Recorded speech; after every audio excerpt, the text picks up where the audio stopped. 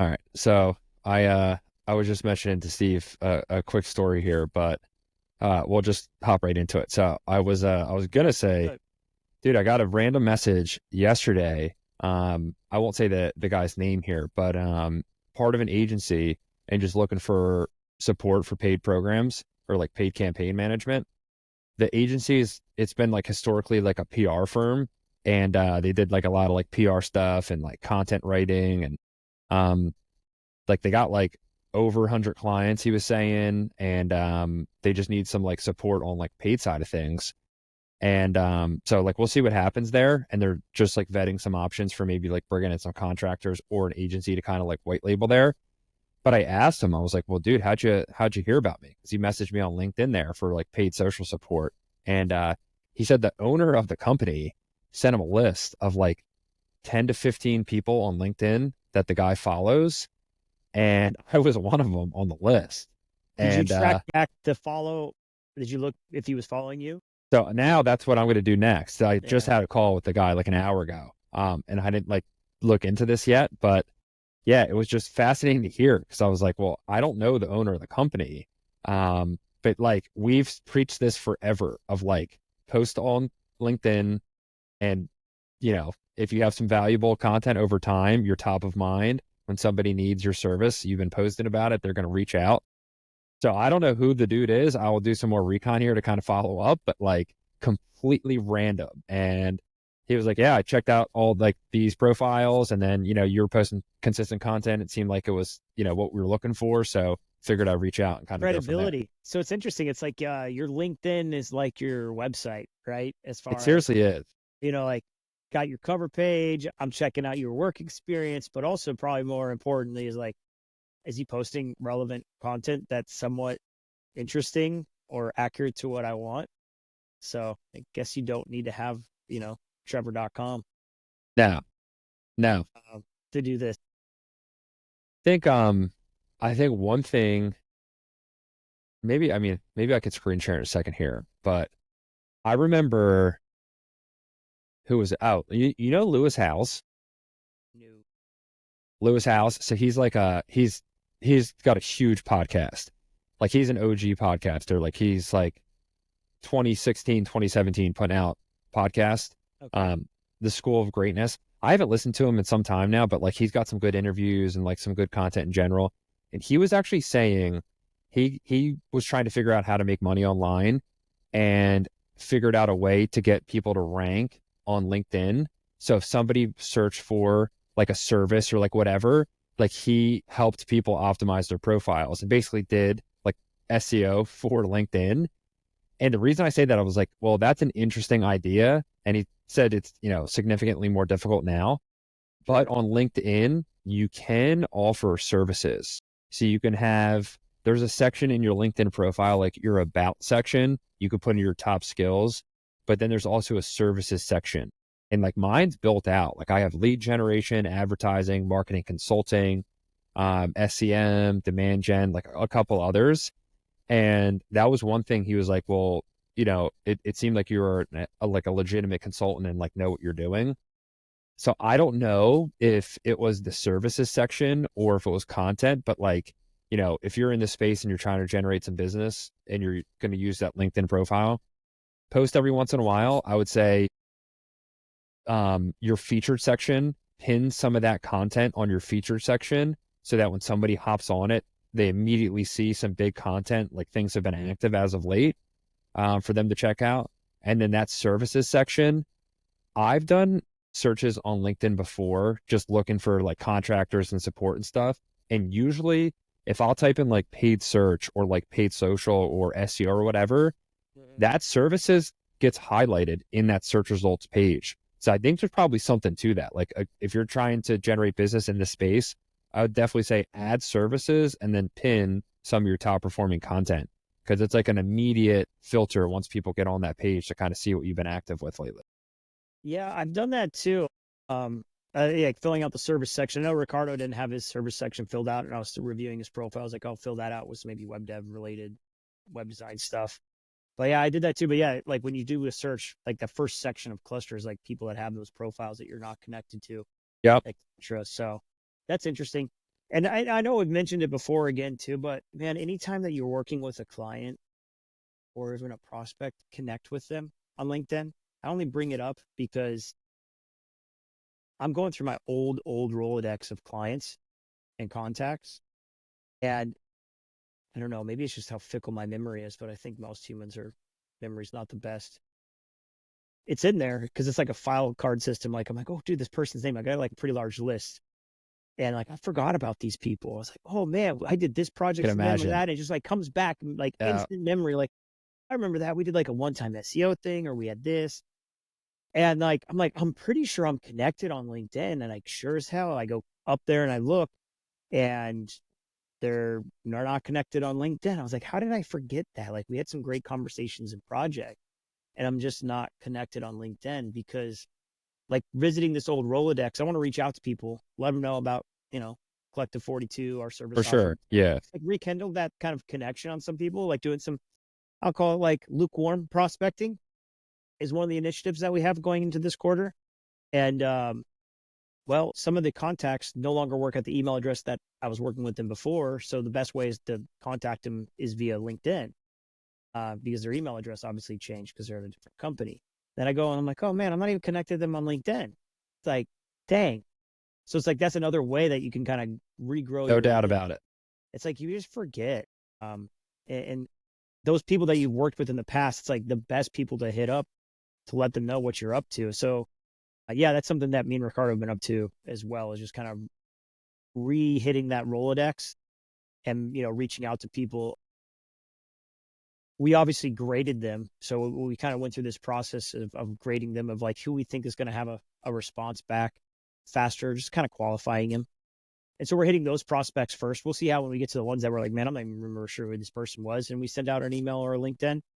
But we have had some people reply back, which is great. And we expected they probably would because they're high on the list. And so just kind of nurturing that networking because I think it's an important way to grow the business. No doubt. I think that makes total sense. And like, dude, I can totally I I have like a Google Drive file where like I try and just keep everything organized from like call notes to like SOWs to like whatever project stuff. And I went through there the other day. I was like, wow, there's like seven older clients of mine. I totally forgot about some of these. And it's impossible just to, especially in like the agency space when you're doing like paid or SEO, the amount of clients and volume you get over the years is there's no way you're going to remember all those people. So connecting Yeah, with them on LinkedIn, that's super smart. it's like our memory, how it's set up. It's like RAM on a computer, where it's like you only have so much space for the here and now, and then you backlog it into hard memory. And it's Yeah. like, oh, I got to retrieve that file. And you're like, oh, dang, man, we did like a really cool project. They were great to work with. Fees were great. Relationship was there for like 2 years. Like, how the fuck did I forget this person? So wild. For it all. So yeah, doing that kind of outreach, I think has been good because LinkedIn is one way, obviously, to connect on people, but like going back in your own Rolodex and having it, that's you got to get them on LinkedIn because I was talking to Ricardo. Maybe we've talked about this before, but I'll just mention it again that you know with everything going so digital now, especially in the internet marketing community, um, where everybody can work from home, there's not that requirement to work in an agency anymore. I mean, maybe there are some, but that culture has really shifted. From like a sales prospect before, like, what would you do? You go to like conferences, go to meetups, um, to kind of do that referral marketing, networking. And honestly, that's just not my jam. Like, I've never been that kind of referral networking guy. Like, I'm just an introvert. Yeah. I can play the fucking part if I need to. Plus, in those situations, it's kind of like, the small talk and stuff. It's like, hey, we know there's something else going on Yeah, just come and ask me. It's like it's here. so weird. Um, Yeah. so I'm thinking now it's like for people like me and you, um, and Ricardo, it's like when we're maybe a little bit more of an introvert, or maybe that's not our fashions, like, but we're super organized on how we want to attack this list digitally.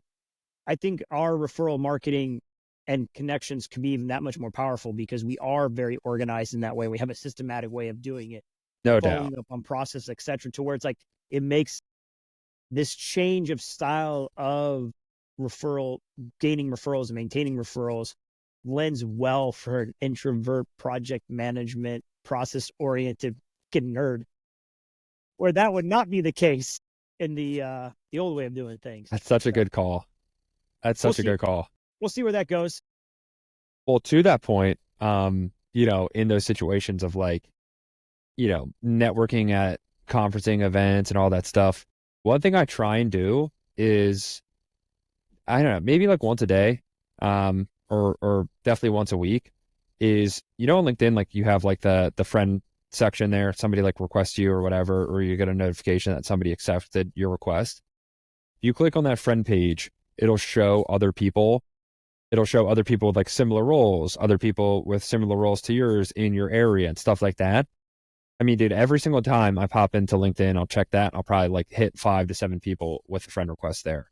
And then once a Hey, week or maybe a couple times a week, I will also search titles like VP of Marketing, CMO, Director of Business Development. Like, I'm just trying to think about what titles I would want to be in front of. Like, who are those decision makers to then potentially see my content to then potentially be top of mind for them?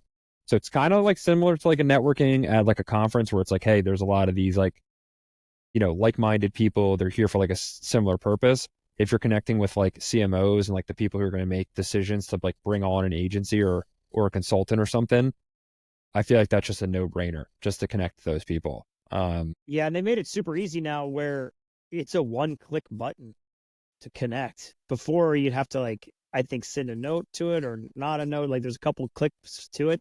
So I think LinkedIn has removed that barrier. And I've done something similar too. But I think to your point, a lot of the times the people that I'm getting in front of are people that are more production people, and they would be good for like contractor relationships, but not new business per se. Um, yeah. so like the job search title thing is super valid. That makes a lot of sense. Plus, like you're going to connect with so many of those people. Like, like it's just a numbers game there. If you're just attacking like CMOs, VP of marketing, Yeah, I don't want to whatever. connect with a lot of I mean, honestly, from like a business perspective, it's those people you want to get in front of, not other production people per se, most of the time. It's so like the whole like little LinkedIn thing is just fascinating to me. Like you don't just the whole concept of it is just like really interesting now of how it operates. Where it is how you said it's like your personal website. It really is. Like whenever not like even like a LinkedIn or even like a job interview or something like that. Like Yeah, I what you would just almost want don't to need a link. check your Yeah, LinkedIn out and you're good to go. oh, You know what I fucking mean? don't need a resume. Like, here you go. Like, here's my link. You want to have Here, a like, this conversation? is it. Yeah. And it'll document everything. Like it's really cool. Like I think the whole like little eco space there for like networking and business development is so interesting. I know we've talked about like the content piece and how that could just be a beast to like post all the time and multiple times a week and everything, and commenting on other people's posts and stuff. But I don't know, just a little LinkedIn presence will go a far way. And it's sick to see. Yeah. You know, talking about LinkedIn, I think I just thought of an idea for LinkedIn. I think it could be a good segue to, I don't know, a question I got for you, dude. Holiday planning for clients, So dude. You need to do it already. it's Like, like the time. yeah, like I feel like September and then all of a sudden October happens really fast, and then your shit is like, okay, November's here, and then Prime Day is now the second Prime Day is like October 8th and 9th. So it's like, I don't know, honestly, like the buying behavior of people online anymore with like Amazon coming out early in the gate. You got people like, oh, do we need to do something with Amazon? When are people going to buy, etc. So it's like holiday planning is like, will follow the same patterns this year. That's one question, but also it's like, dude, clients, let's get our emails lined up, let's get our promotions lined up, let's get prepared, because at the end of the day, I want everybody to enjoy their holidays as well. So are you saying like that would be a good piece of content or Yeah, I'm gonna something to put something promote? out there like, hey guys, I know Halloween hasn't happened or we haven't even hit October yet, but like y'all need to start thinking about your Black Friday, Cyber Monday, holiday promotions like now and So getting them lined ridiculous, up. but so true. It really is. Like you got to get them, you got them as sooner than better because it just happens fast. And then if you're backed up against, really tough timelines, especially at any other agency, people are going to have multiple clients, multiple requests, all at the same time. It all gets funneled down into this pretty radical situation to where let's plan it out beforehand, please. I think that's a great point. And absolutely worthy of promoting on LinkedIn. It's like the best gift you can give your agency or your contractor is the files before like October 15th That's good or the stuff. IDS. That's your gift. I think we did an episode on that last year of like holiday planning and some stuff to think Probably. about and to consider. We definitely did. Yeah. My Maybe biggest we could question is resurface with some of like, those. yeah, with like Prime Day moving early October, is that going to change people's buying behavior I would online? assume so. Yeah. It's like typically people that are buying online in November, Black Friday, Cyber, it's like good deals. It's time to shop. But people are even going now earlier than that to get ahead of the curve potentially. And then you have, uh, obviously post Cyber Monday, there's then the dreaded cutoff shipping date, right? Yeah. And it's crazy how like conversion rate just skyrockets during that time episode. So I'm curious if I don't think we'll ever like change like behavior of like e-commerce behavior moving forward now with like Prime Day, just that becoming a thing and everybody used to that. Like think forever and ever from now on we'll have like e-commerce deals around that time. I think it might be interesting if that changes to other platforms because I've seen recently like a lot of different like Twitter threads around Prime specifically, companies just boosting up their prices like a month in advance to then have like a 40% off, but it was really like a reduction to the same price. Like I wonder if there's going to be like a lot so of they're shit that comes so they're out. amateur so they're prematurely inflating their price before Prime Day, so it looks like a big Yes. discount. So it looks like a big discount. And I wonder if more of that stuff comes out. We're like, wow, like this turned out to be like a major scheme where you're actually not saving a ton of money. Or maybe there's other platforms that would be better suited deal wise. And like if there's any hit to the brand because of that. But I feel like I've seen that a ton as of late of e-commerce brands doing some like schemy stuff on link or on Amazon.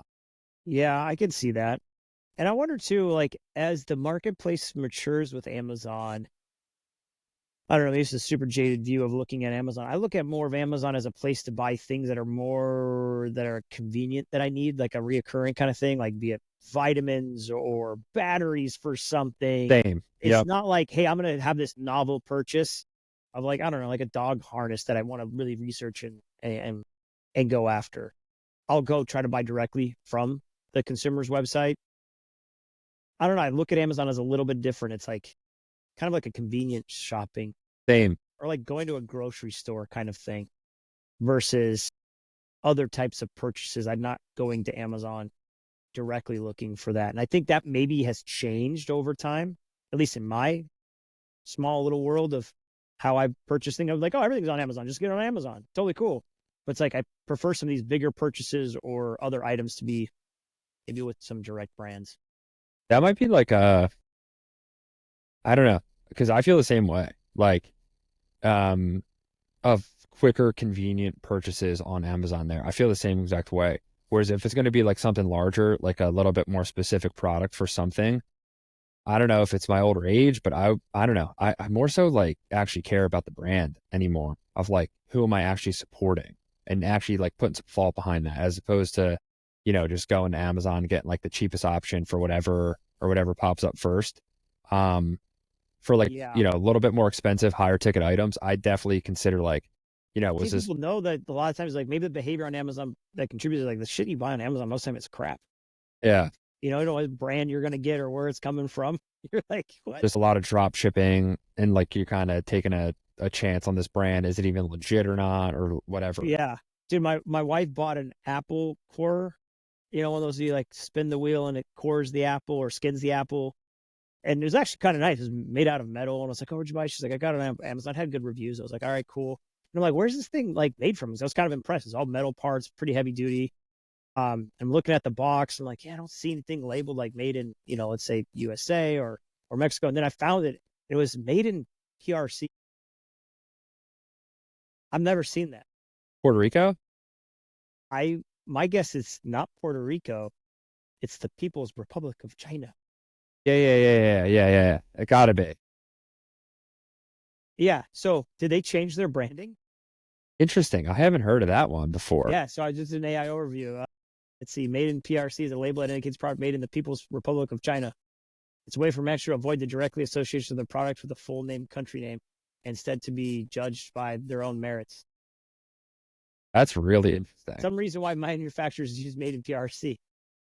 Anti-China market bias, the made in China stigma, consumers who don't want to buy products made in China. Fucking rebranding, bro. That's wild. That is so wild, but it makes sense. Could totally see that. Yeah, it's like that's crazy. It's like we're getting a bad rep, guys, being made in China. Let's change it to PRC. And then you said Puerto Rico, right? If Right, you didn't really works. think about it too fast, you're just like, yeah, Puerto Rico, cool. Puerto Rico's doing some manufacturing these days, but nope. It's that's interesting. I would love Where to did have it start? heard the conversation internally there of like what led to that decision. I'm gonna see, when did it come out? I'm just curious. Let's see these AR. Oh, okay, dude, became prominent in the 1990s. Weird. The labels introduced for Chinese manufacturers. Yeah, the whole made in China thing. Wow.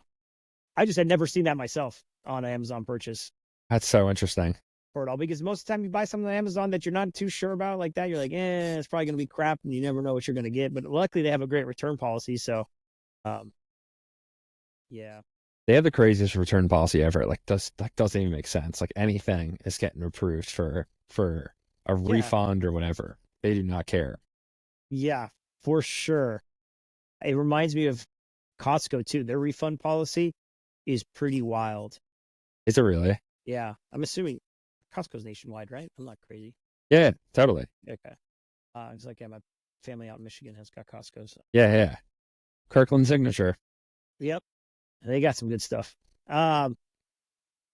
Yeah. So like their return policy, we had worked with a client that sells a like holiday gift, like super like your grand. It was like the fucking skates you put on shoes, and they make them into like roller skates.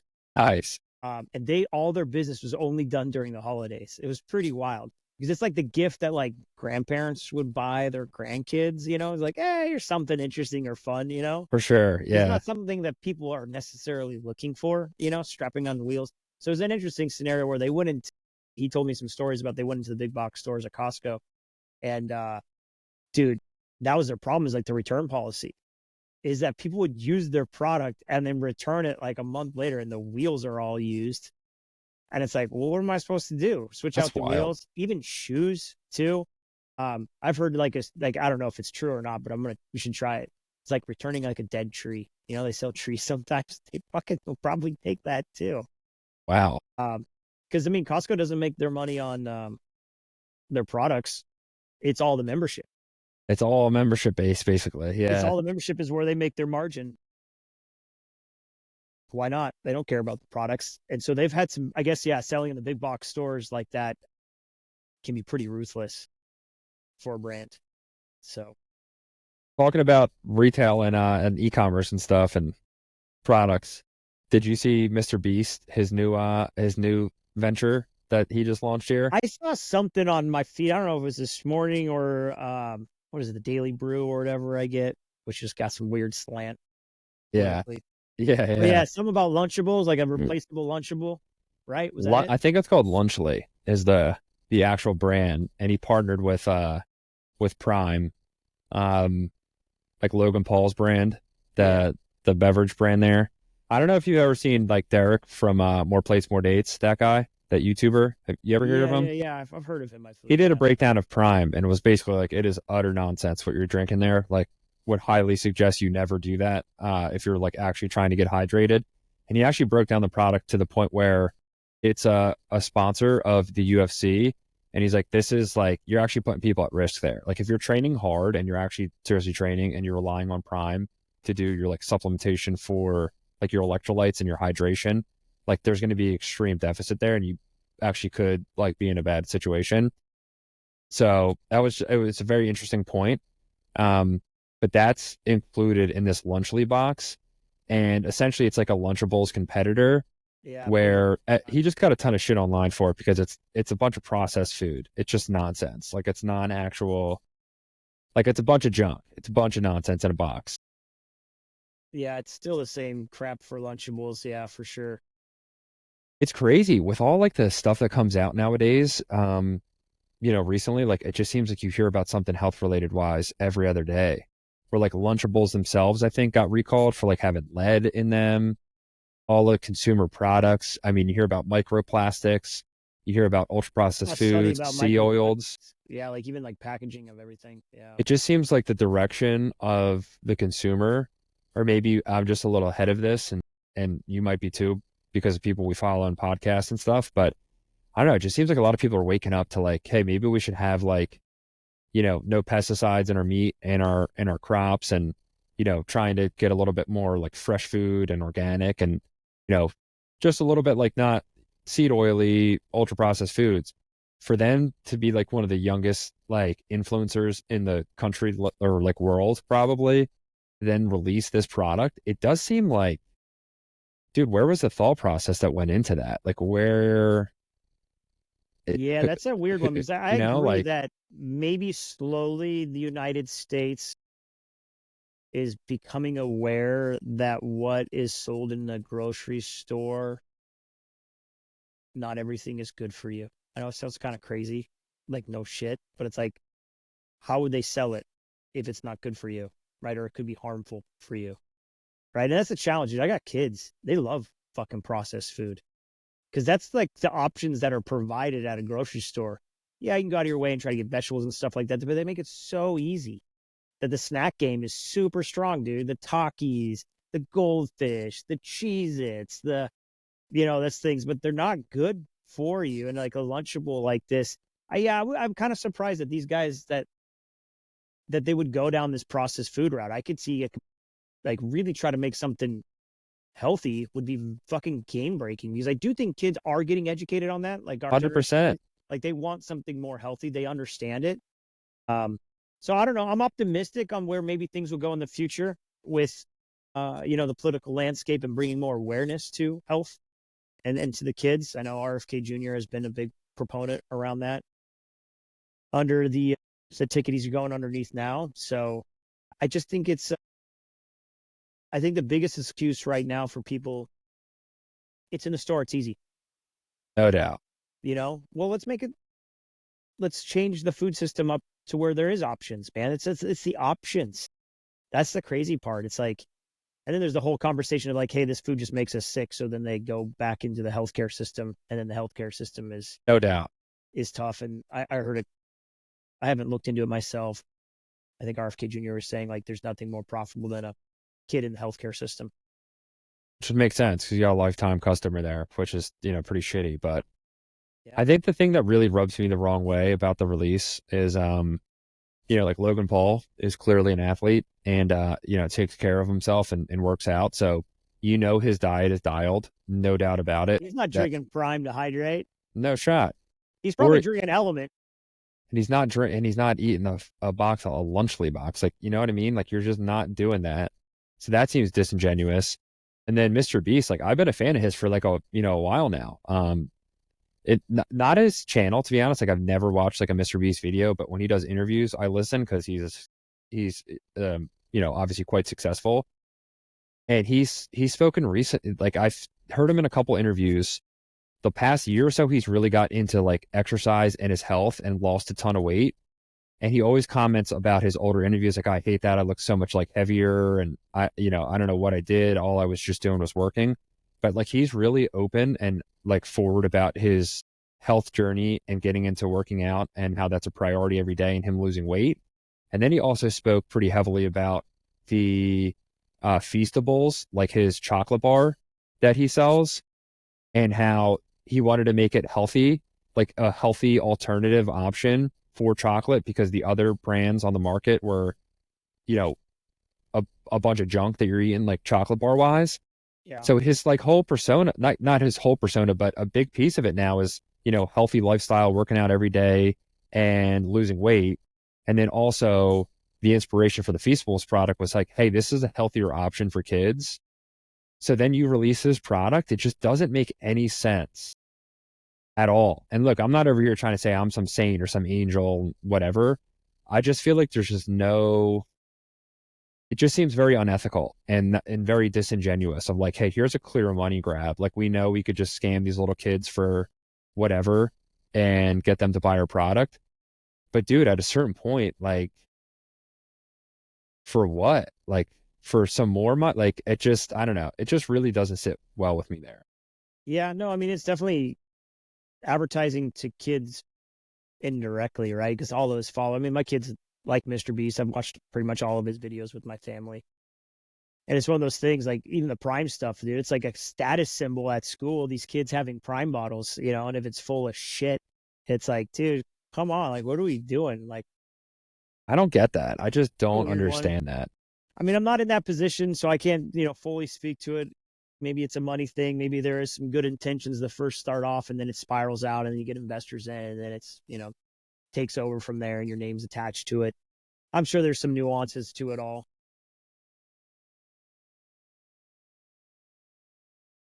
Yeah, it's long term. I'm not sure how that makes you feel.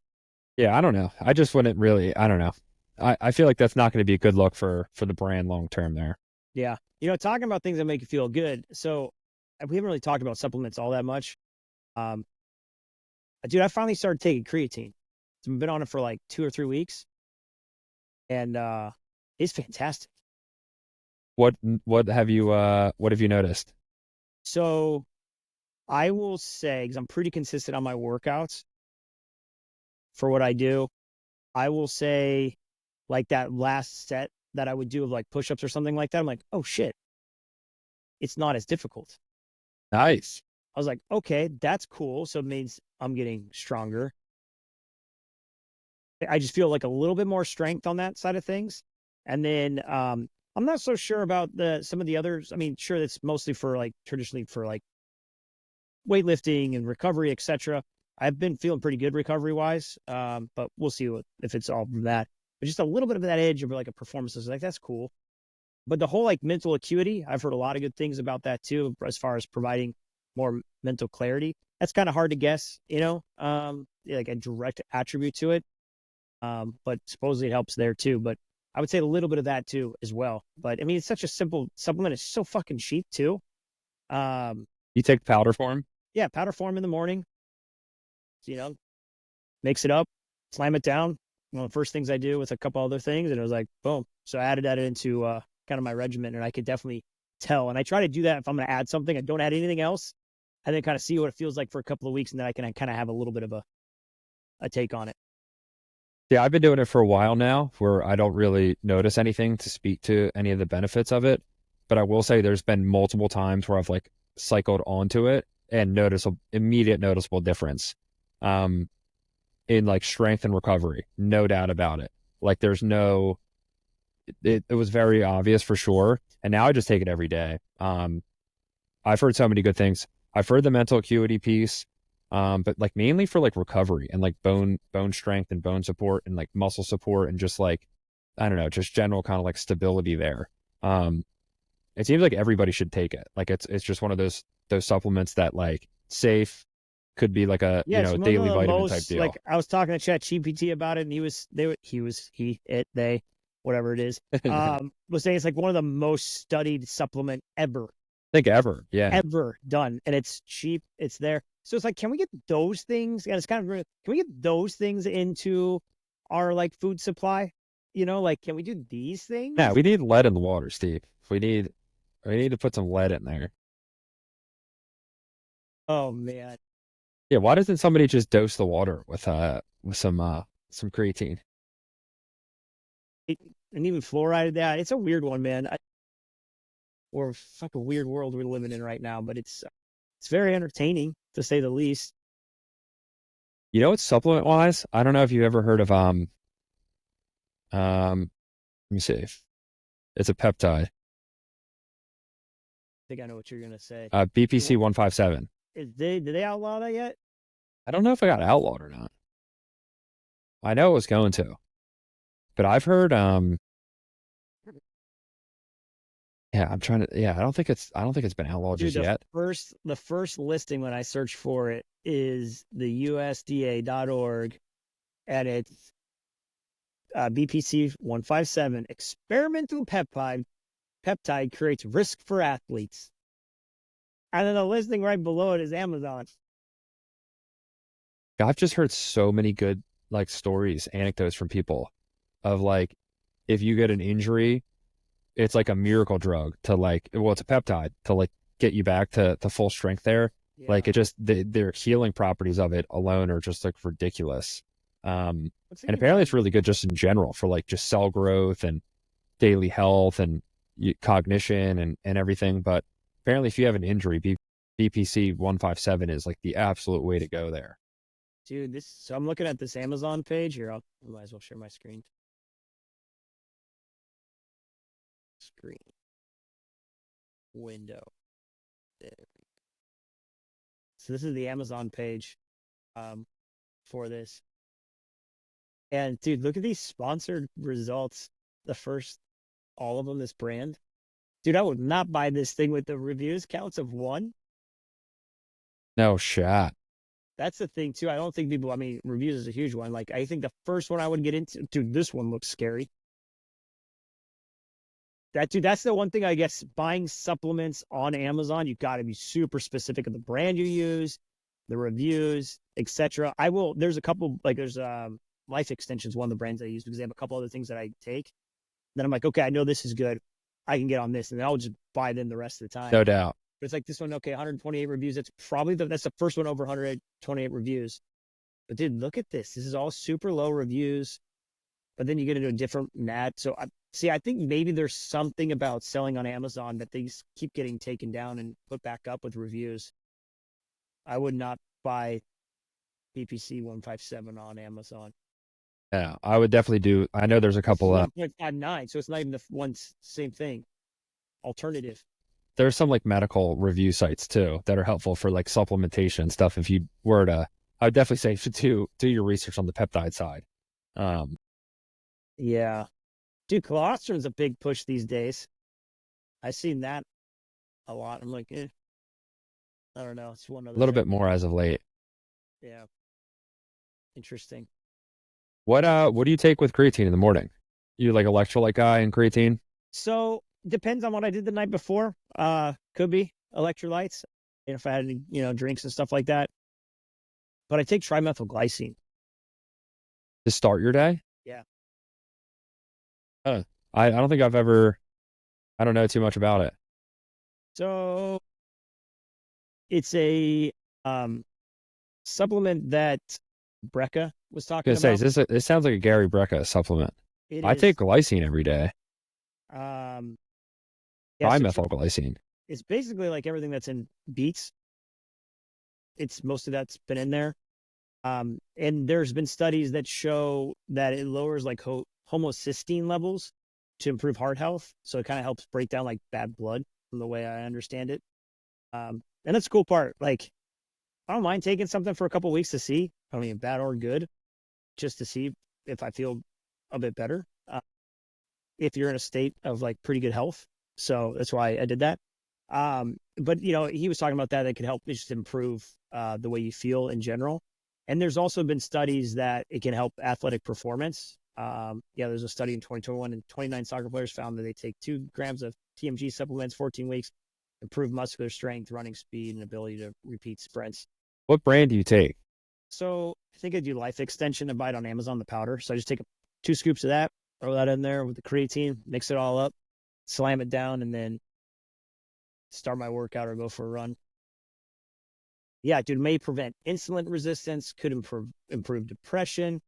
There is some stuff, the side effects of like diarrhea, indigestion, bloating, and that kind of typical stuff. But I've actually had the opposite with that, to be honest, where the bowel movements of things have actually improved taking that. And what do See, you do? Do you very do low. 1,000 milligrams or 500? See the ball. I think it's 1,000. Let me see. And you said powder? Yeah. All right, cool. I'm gonna look into this one. Yeah, I can shoot you the link for. Give me the link that you bought that you've previously you done an order with here. I want Yeah. to check that out. Yeah, it's an interesting one. I just added it on. I've been on it for about a year or so, and I can definitely felt different afterwards. I know one of the things that I felt for sure was like, dude, I wasn't tired in the afternoon as much. Like that afternoon coffee did not seem as much of a thing. And that's where I said before, like I'll try to be very consistent. If I'm gonna add something new in, even if it takes a couple weeks to build up, To like see maybe just to see, like, hey, I got a regimen going 100%. on. Let's see. And then at the end of the day, just some of it might be placebo, right? And I'm just wasting money on stuff You also that take could that be, though. but it's like that's fine. That's okay, right? Still working, still doing something, you know? Yeah, the placebo effect is real, and if it's in a positive way, then that's great. For it. So I mean, the supplement game is, I think it's helpful to do because we don't get enough in our typical diets on what we do. And if you want more, why not? I mean, sure, there's a fine line to it, but I mean, I don't know. It makes me feel better on things. But yeah, I got to check that out. Well, please send me that brand and I will give a review once I grab some. yeah, no, for sure. I know we're a little all over the place today on this podcast, but I think that's okay. Thought Brain dump to go through. we had some good stuff on LinkedIn topic though, and Yeah. then Oh, just in one general thing here. I will give an update on is the whole keyword match thing. I was kind of pissed off and griping about the whole exact match. Um, and the bid structure with the close variance. And Yep. so I actually got on Being Support, talked to an individual that talked on the phone. Obviously, she was just reading the support ticket queries, that you see online, that like the documentation. But I did get her to verbally agree, like, hey, some of these exact matches are way off. And she's like, all right, I'll follow up with support. And I'm like, okay, cool. And I'm like, dude, they're not going to come. Like, they're just, I know it's already going to happen. Right. Yeah, We yeah, yeah. investigate this. We take this seriously, blah, blah, blah, blah, blah. I got a message back today. And I'm like, dude, I'm literally arguing over like probably $50, $60, but I'm going to do it anyways. Um, I got a More close. about the principle. It's the fucking principle, dude. So the email that they sent back, let's see. This is update regarding your concern of close variants. Our technical team confirmed the search terms and keyword pairs in the search term reports that was shared and is determined to be close variants, therefore are valid. User intent is matching with the keywords. Close variants work. Let's see, close variants work of exact match keywords as well as for phrase match. And they gave me a couple examples that I put back to them. Like, how is that even relevant? Like, I'll put one out there. So one of them was like the term, the acronym of IRS, um, and the search term was Internal Revenue Service because it had IR in it. And one of the keywords that I'm bidding on contains the word IR, but it means something completely else. But I have other ones that append it that would clarify it. They thought that was an exact match okay term. Their system did.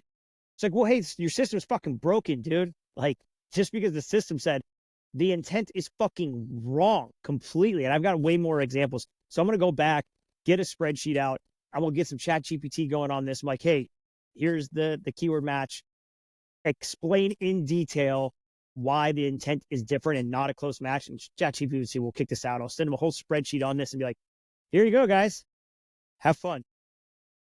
Well, I would love to see that result in some funds there, but it is interesting of like, the intent system was terrible in the query itself. So then that same system's gonna like reanalyze and be like, yeah, but actually was good. Well, like if it was wrong in the first go round, why would that system then correct itself?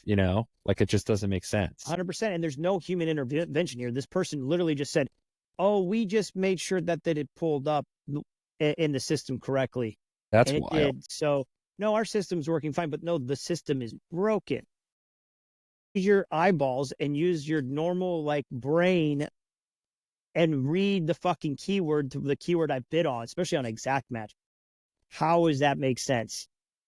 And if that's the game we're playing, that's dude, that's talking about unethical, not making feel. That's fucking unethical. No doubt about it. 100%. Like, dude, come on. Your algorithms figure it out. And I just don't think people dive into the detail of this so much.